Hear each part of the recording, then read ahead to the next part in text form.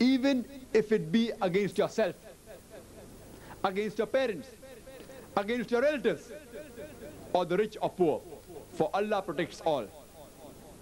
Means if you have to stand for truth, if you have to stand for haqq, if you have to give a witness to Allah subhanahu wa ta'ala, you can even go against yourself. You have to sacrifice your own interest. You can even go against your parents, against the relatives, or irrespective whether the person who you are going against is rich or poor.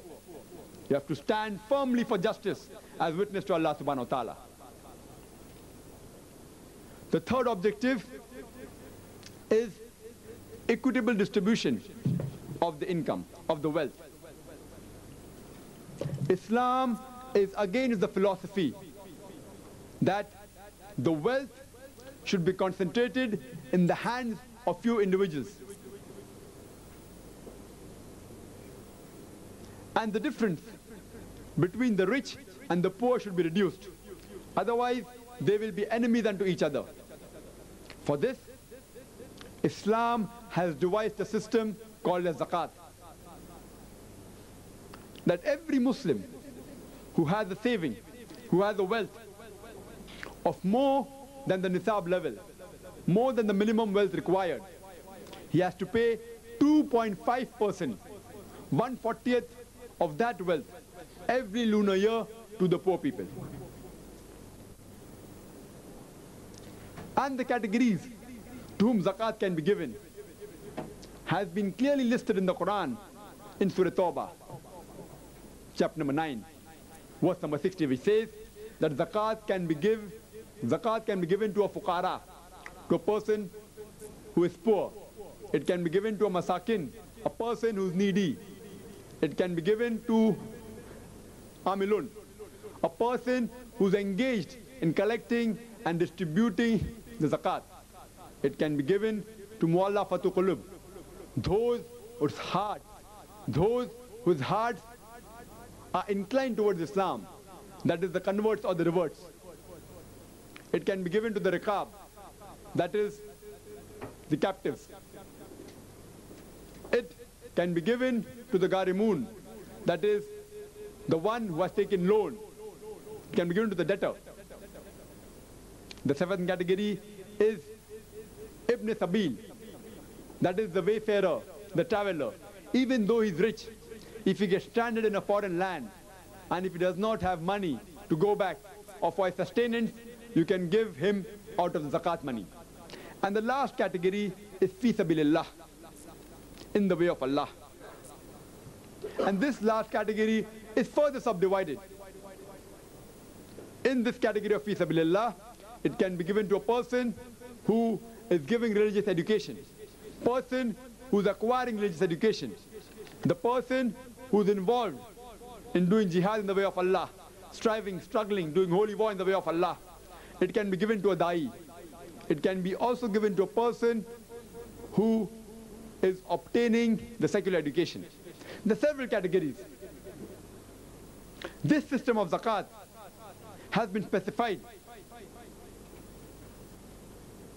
The reason which is given in the Quran in Surah Al-Hashr, chapter number 59, verse number 7, to prevent the wealth from circulating amongst the wealthy and rich.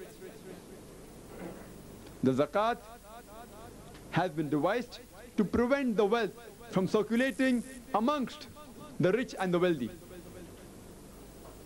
If every individual in this world practices the system of zakat, there will not be a single human being who will die of hunger in this world. Unfortunately, even the Muslims don't give the correct zakat that is due to them. They may give part of it, only a small percentage. If every Muslim in this world gives zakat correctly, there will not be a single Muslim below the poverty line.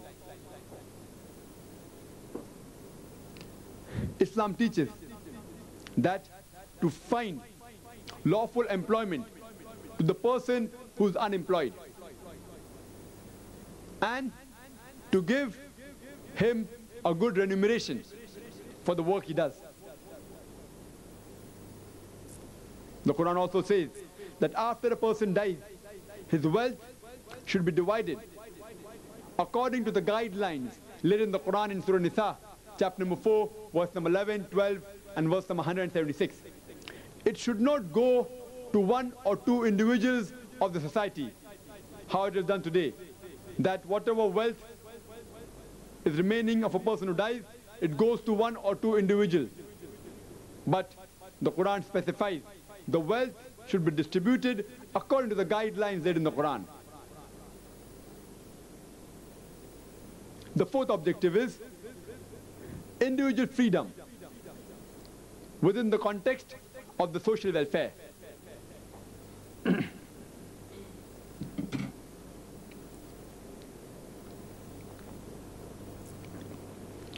According to Islam,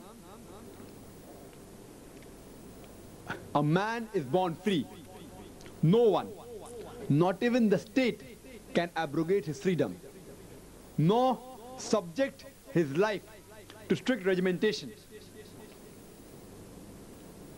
Every individual is free as long as he does not overstep his freedom, as long as he does not harm the society. Because in Islam, the larger welfare of the society takes precedence over the individual freedom.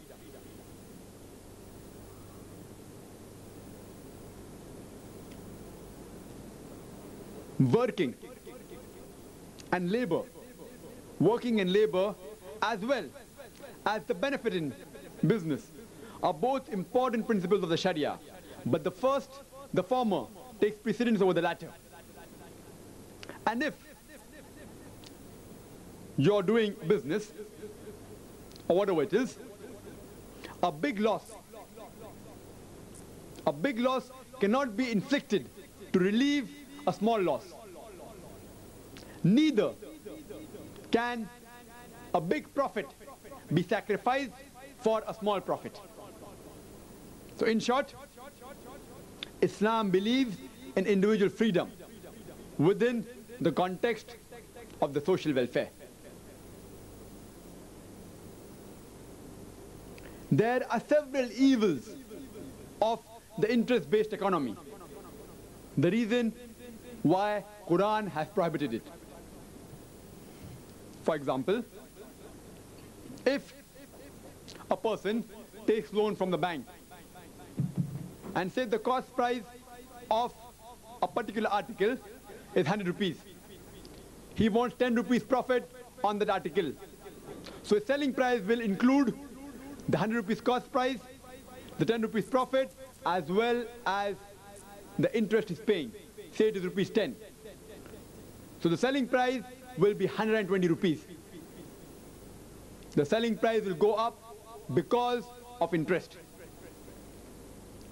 If the selling price goes up, but natural, the demand comes down. When the demand comes down, the supply goes down.